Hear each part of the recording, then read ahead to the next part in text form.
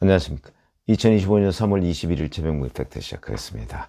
자, 한덕수 국무총리에 대한 헌법재판소의 탄핵 심판 선고가 24일 오전 10시에 있다. 이렇게 어저께 공지를 했죠.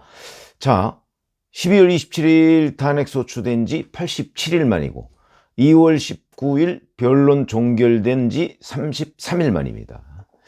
자, 당초 일반적 예상은 윤석열 대통령 탄핵 심판과 같은 날에 하든가 아니면 엇비슷하게 뭐 앞뒤로 하든가 뭐 이럴 것이라고 예상이 됐었는데 그것도 또 깨졌죠. 그래서 결국은 이제 한덕수 대행 거를 먼저 하게 된 겁니다. 그러면 이제 그 먼저 하게 된 이유가 뭐냐? 이 부분이 궁금해지는 겁니다. 왜 그러냐면 이 순서를 정하고 하는 이 진행 문제에 관해서는 헌법재판소장이 막강한 권한을 가지고 있거든요. 그런데 그렇게 가는 것 같았는데 갑자기 상황이 바뀌었다. 그럼 그 이유가 뭐냐? 이거에 대해서 이제 여러 분석들이 나오고 있습니다. 그 분석들을 제가 한번 이렇게 정리를 해드리고요. 제 견해를 말씀드리려고 하는데, 자, 우선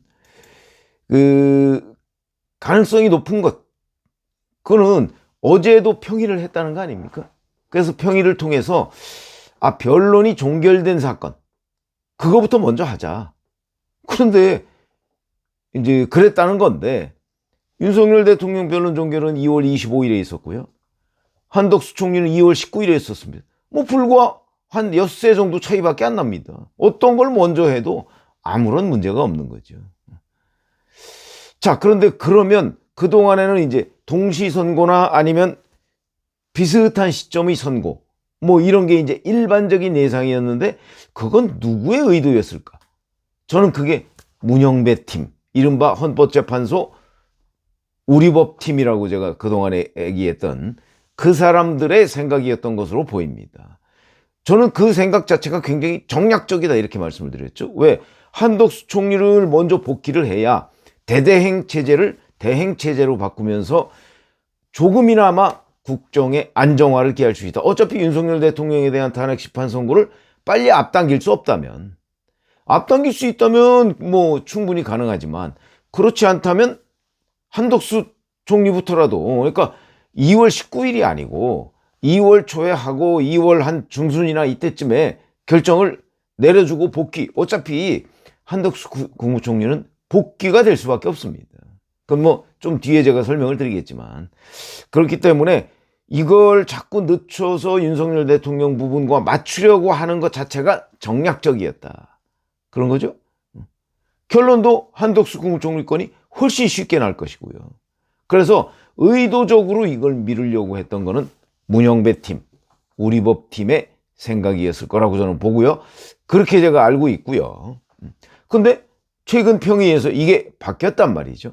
그러면 결국 문영배 팀이 아닌 팀, 그러니까 한덕수 국무총리의 이 탄핵 심판 주심은 김형두 재판관입니다. 그러니까 김형두 재판관을 비롯해서 뭐 조한창, 그다음에 정형식, 김복형 재판관, 이 네 명이 반대했을 가능성. 그냥 먼저 한 거부터 합시다. 그래서 여기에 논리적으로 문영배 팀이 밀렸을 것으로 본다. 이 팀은 언제냐면 이진숙 방송통신위원장 4대4로 탄핵이 기각됐죠. 그때 다른 사였습니다. 이 네 명이. 그렇기 때문에 그 문영배 팀이 그 반대팀에 손들었다. 뭐 손들었다기보다는 하여튼 밀렸다. 이렇게 생각하는 것이 합리적이고 취재의 결과도 그런 걸로 보입니다. 뭐 이거는 나름 의미가 있죠. 왜냐하면 이진숙 방송통신위원장 탄핵 심판 때 4대4로 갈렸으니까 지금도 헌재에서는 이런 구도, 물론 사안에 따라 다르긴 하지만 이런 구도가 여전히 있구나. 결국 문영배 팀이 윤석열 한덕수를 한 세트로 가지고 있다가 논리적 빈약으로 무너진 것 아니냐. 이렇게 판단이 된다. 이 가능성이 저는 가장 높다고 봅니다. 더 이상 윤석열, 한덕수 이걸 세트로 문영배 팀이 끌고 가기에는 동력이 별로 없었다.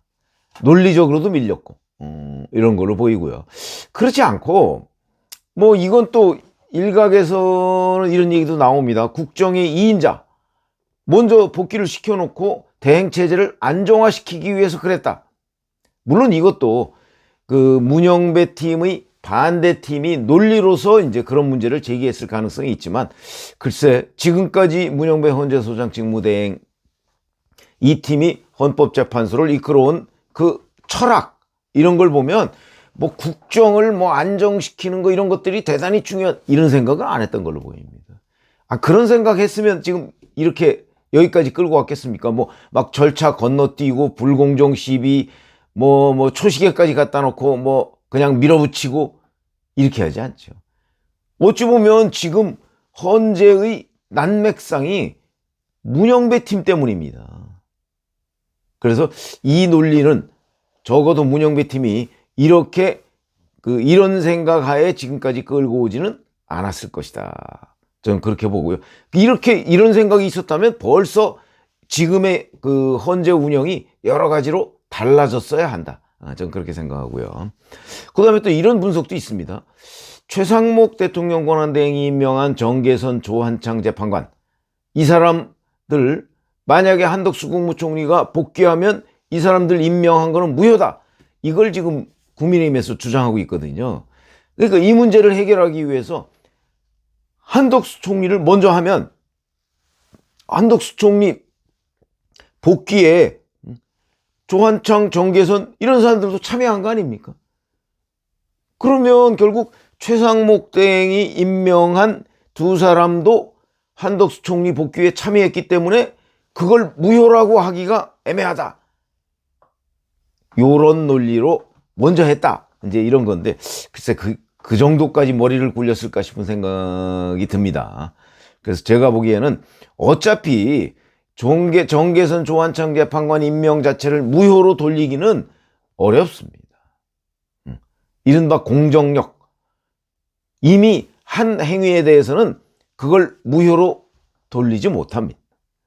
그렇기 때문에 뭐 이것까지 헌법재판소가 생각해서 한덕수 총리 복귀 문제를 먼저 선고한다? 저는 동의하기 어렵다. 이런 거고요. 자, 그러면 이제 한덕수 국무총리 오늘 금요일이니까 이제 사흘 뒤 월요일에 하는데 결론이 무엇일까? 각하일까? 기각일까? 인용일까? 뭐 이런 건데 인용의 가능성은 저는 없다고 봅니다. 제가 보기엔 각하의 가능성이 가장 높다 이렇게 봅니다. 왜? 의결 정족수 문제 때문이죠. 200명이냐 151명이냐. 상식적으로 보면 대통령 권한대행에 대한 탄핵 소추였죠. 그럼 대통령 기준에 맞춰야 되는 거죠. 대통령은 권한을 대행하고 있기 때문에. 권한만 대행하나요? 권한에 따른 책임 문제도 대통령과 똑같이 대우를 해줘야 되는데 탄핵도 그 부분의 하나입니다. 그렇기 때문에 헌법재판소 이른바 주석서라는 곳에도 그렇게 돼 있고 그 주석서의 그 부분을 집필한 사람도 대통령 권한대행 때의 일로 탄핵 수출을 하면 대통령 의결 정족수를 맞춰야 되고 국무총리 때의 일로 탄핵 수출을 한다면 국무총리 의결 정족수를 맞춰야 된다. 이렇게 언론과의 인터뷰에서 설명을 했더군요. 그런데 한덕수 총리에 대한 탄핵 사유는 5가지인데 5가지 중에 2.5개씩 나눠서 대통령 권한대행 때의 일, 그 다음에 국무총리 때의 일 이렇게 탄핵 수출이 됐거든요. 그러면 당연히 200석이어야 되는 거죠. 그 헌법재판소 주석서라는 걸 쓴 저자도 그렇게 얘기를 했을 뿐더러 그 다음에 정의화 국회의장 시절의 입법정책적 의견도 똑같습니다. 다만 다른 거는 우원식 국회의장 지금 현재 거기에 입법정책적 의견만 151명이다 이렇게 돼 있거든요. 이 자체가 정파적 주장이라고 봐야죠. 그렇기 때문에 상식적으로 봐도 그리고 이게 앞으로 이제 뭐 대통령 권한대행이든 권한대행의 의결 정족수에 관해서 논란이 계속 될 거란 말이죠. 이번에 하나의 전범이 새로 만들어지는 겁니다. 제대로 만들어야 되는 거죠. 그러면 상식을 벗어나서는 곤란하다라는 차원에서 본다면 이거는 권한대행은 그 권한을 대행하는 원래의 자리, 당연히 거기에 맞춰야 되는 거죠. 다른 국무위원의 경우는 151명이니까 문제가 없는데 대통령과 국무위원의 차이가 있는 거죠. 그런 점에서 본다면 200석 이게 상식이다. 그럼 각하가 돼야 되는, 요건이 안 되는데 200석이 상식이다 이렇게 보는 거고요.